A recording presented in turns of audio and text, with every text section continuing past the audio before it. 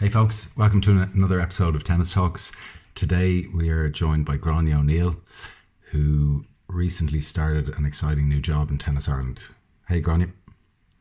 Hi James, how are you? Thanks Mel for coming on. Thanks for having me. The reason I wanted to get you on is I was speaking to somebody recently about your new job in Tennis Ireland, which I thought sounded kind of quite exciting. So I'm glad you could come on. So you might just tell us firstly, what's the title of your new role? Yeah, so I've just kind of recently started this.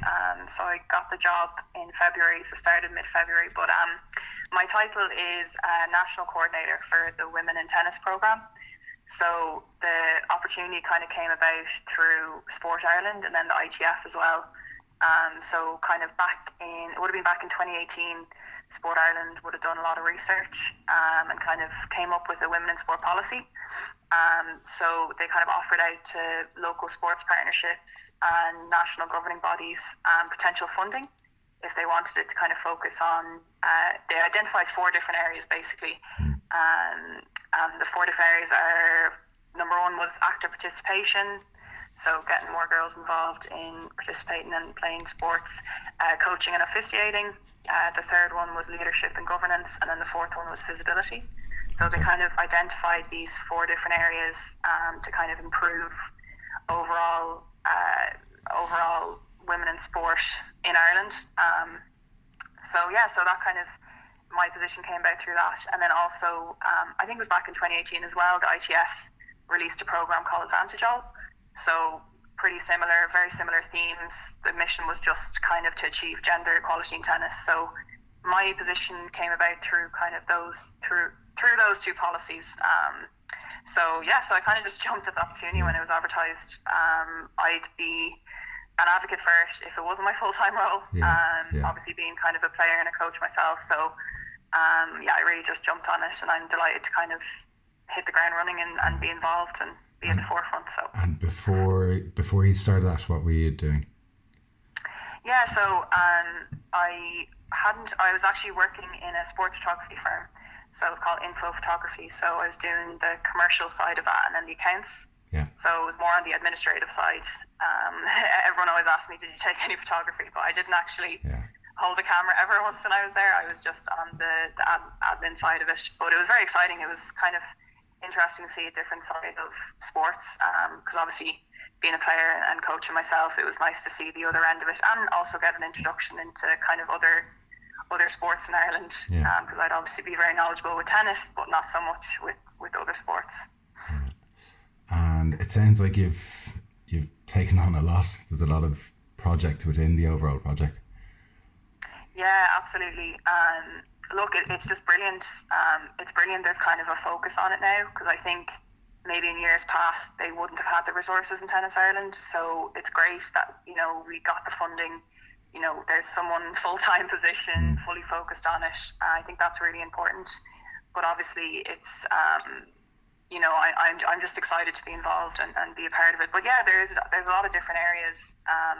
The great thing is there hasn't been anything done before. So I think if we can put in place some initiatives and programs, it's 100% improvement. So I'm kind of just excited to be involved and be a part of it. So yeah. Just as an aside, I'm assuming this is something you can still do from home. Exactly, yeah. I'm fortunate in that case. I just kind of grabbed my laptop from the office and and brought it with me home. So obviously there's a lot more. My first step in the role was to conduct research, and I'd spoken with a couple of other sports just to get more ideas and knowledge from them, but I'd kind of set my heart on doing focus groups, and I'd done a pilot one in my local club in Naas, and it gone really well. So I was literally on the verge of just contacting all the clubs and organising a couple more focus groups, and then obviously with the coronavirus outbreak that kind of halted my plans, but could you do them on I'm sure you've heard of all these the Zoom and the house party, the various apps where people are congregating now. Yeah, I considered that, but I think I'm actually just going to do a survey now, because I think it's just easier to reach a wider audience.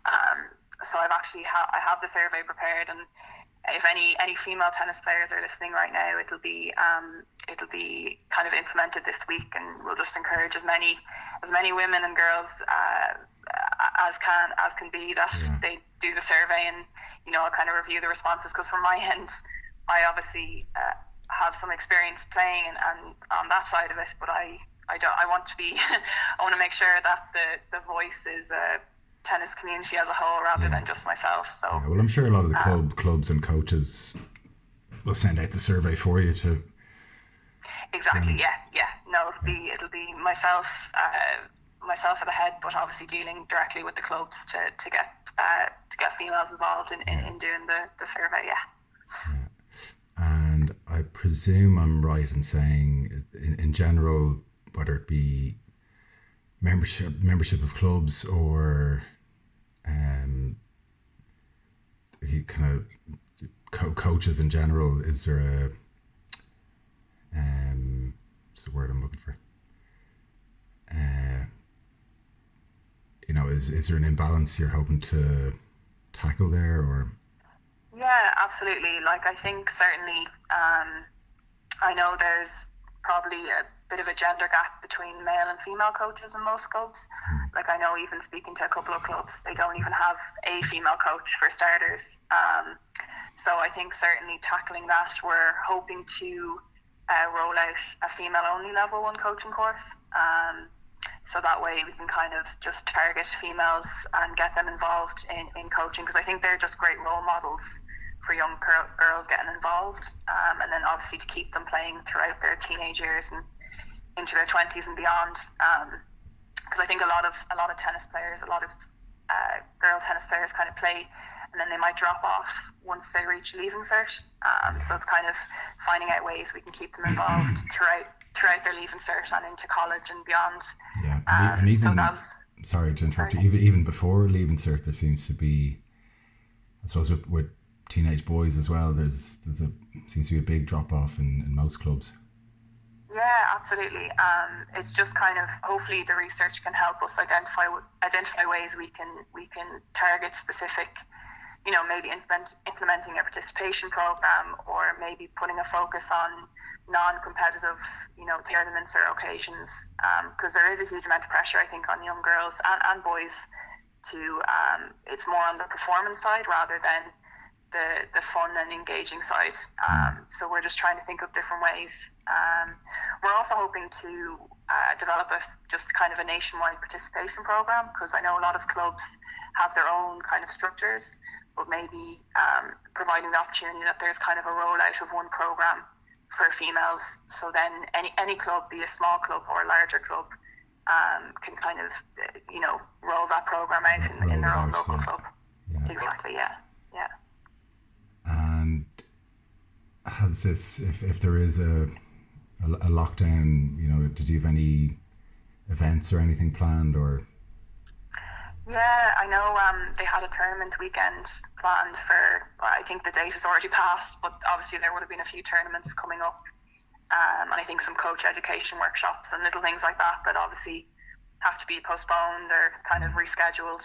And obviously it's a very tough time for everyone, especially for clubs, coaches. It's scary times, but I suppose it's necessary to kind of put everything on hold and just try and get through this. True. Yeah. And are you playing anywhere at the moment? Yeah, I live in Dublin, but I still play for Naas. They can't get rid of me. So I still play DLTC, and I do a bit of coaching at the weekends as well. I'm involved in a group with Mark Finnegan, so a group of teenage boys and girls who are hoping to go to the States. So I still do a little bit of coaching and playing. Probably not as much playing as I'd like, but I still keep my eye in here and there, and I try and play a few tournaments as well over the summer when I have the time as well. So still kind of keep involved anyway. Yeah. I like the idea of the women's only coaching course. So I think, if people might just be more comfortable, if, let's say, if your standard of tennis wasn't great, and you wanted to get into coaching, it's terrible to say, but one might feel more comfortable in with. No, absolutely. Like, I think there is a bit of a fear factor with getting involved in those kind of things. There's a fear factor with anything, even signing up to a club if you don't know anyone. So, like, I know, obviously, I haven't done the level 1 myself, but I know, like, a lot of feedback I've got is that it's primarily male participants, and there's very few female. Like, the ratio is quite small for females, so there might be a bit of intimidation or fear factor with girls getting involved in that. So we're just looking at ways to target that and help alleviate that problem. So that was kind of one of the ideas was having a female only coaching course to kind of invite anyone who wants to get involved. And we're lucky enough, we have a female tutor, Maurice, fantastic, and she's fully on board with rolling this out. So hopefully, so we're kind of just in the planning stages of that. But I'm really excited to work with her and hopefully roll this out, provided everything goes well by the end of the year, and if not, early into next year. But that's kind of something I'm really excited about, to kind of get females involved. And I think hopefully when these participants do the course and get the qualification, that they can kind of go out to clubs that are in need of having a female coach. Because I do think girls kind of respond better to female coaches. It's not, obviously, that's a huge generalization, but no, I think you're right. I think especially the younger girls. Yes, 100%. Even just having one, we're not saying it needs to be, I'm not saying, it has to be women-led everywhere, but even just having a female coach there is really important. And even for, I even help out NACE with some lower league, DLTC league teams, and they've even came to me and said, look, it's great just to have a female we can turn to ask, questions, and just kind of have more of a structure. So I do think it's important, but that's kind of one of the ways we're looking at increasing that. Clontarf Tennis Club, I remember, they have a great little initiative most of the year, every Thursday evening. Non-members can just show up, and there's a super nice lady and man who basically take them out onto the court, play for an hour, and then they go up to the bar after and have a chat and a drink. And non-members, men or ladies, excuse me, can do that, I think 4, 5, 6 times, and then decide if they like the place, and they've maybe made a few pals to join, or if not, not join. So I think they're probably exciting for you to get in touch with. I don't know how many clubs there are in the country, but get in touch with all the clubs and see what little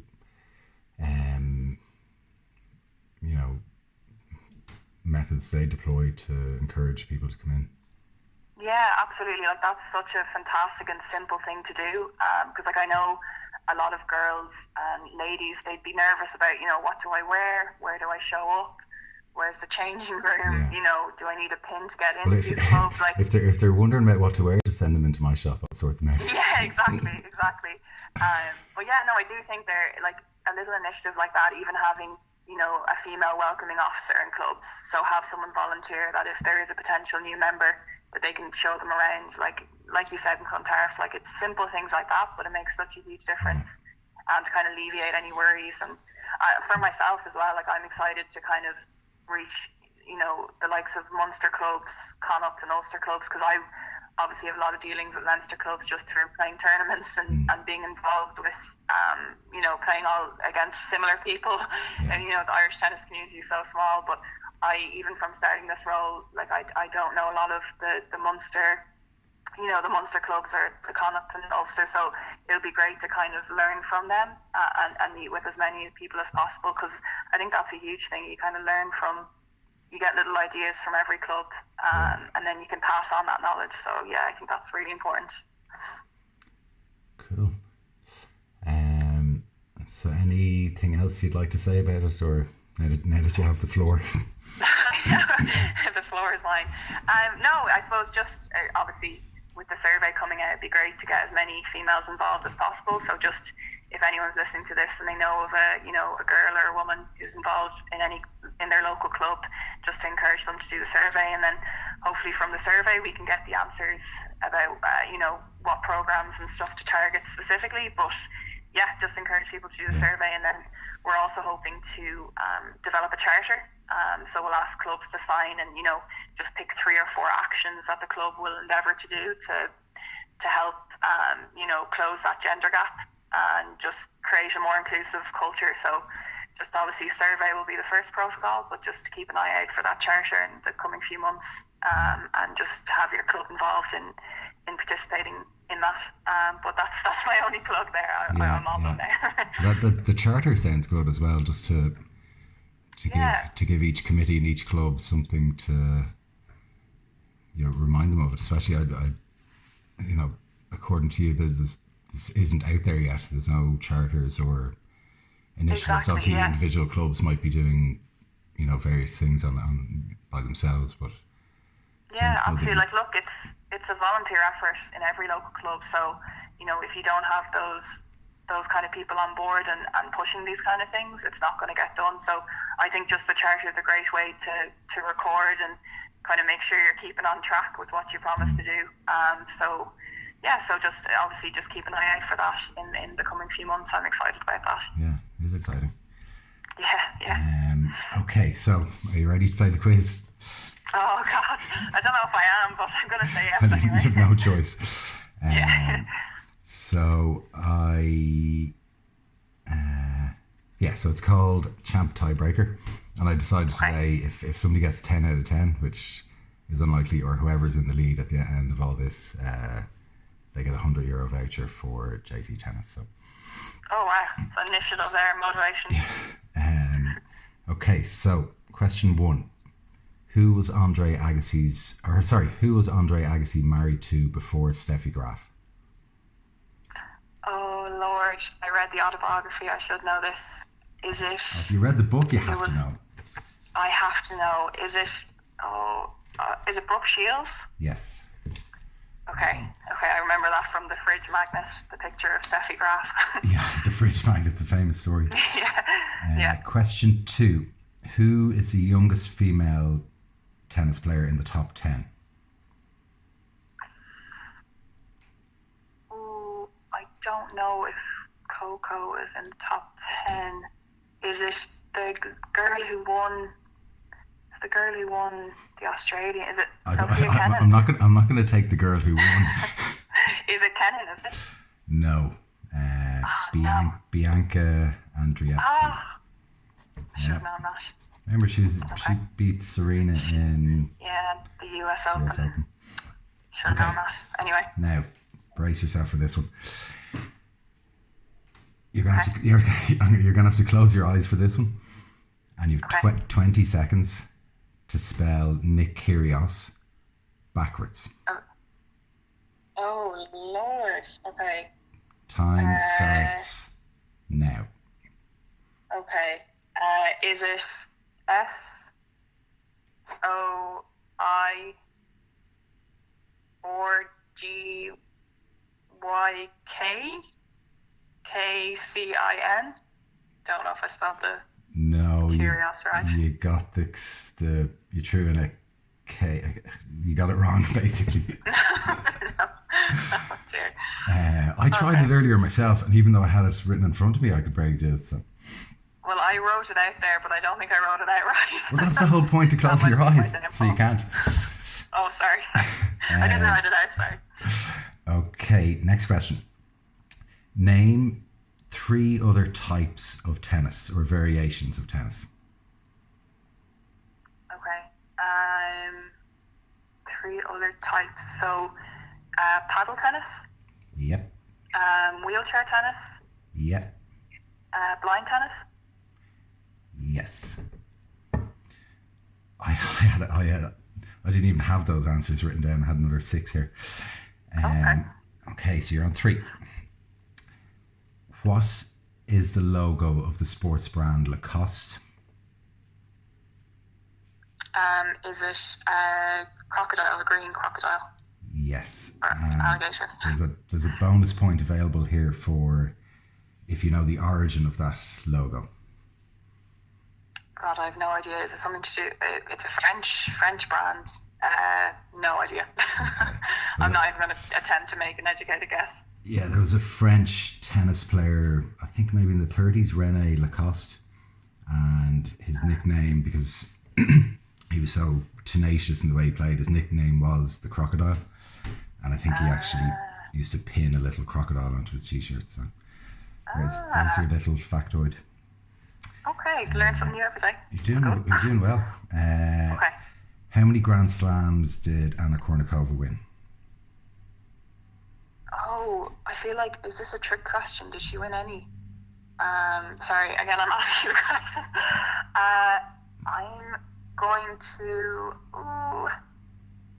I'm going to guess none. Correct. Ah, yes. Maybe these are too easy. Was she ranked number one, was it? No, she never actually won a single professional tournament. Oh, wow. Okay. Next question. Why was the whites rule instituted in the late 1800s in tennis clubs? I have no idea. Let me think.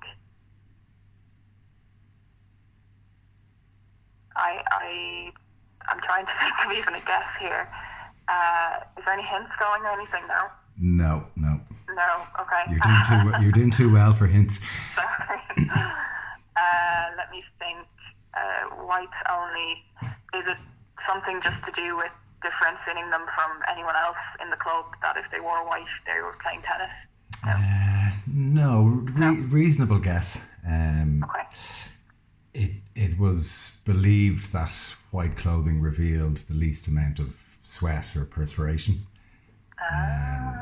So the posh Victorian spectators didn't like to see that. So I actually think it was Fitzwilliam Tennis Club in Wimbledon actually did an experiment where they had a lot of people out playing tennis in different coloured clothing, and they figured it was white, so they sent the rule worldwide. So we can partly blame Fitz for that ridiculous rule.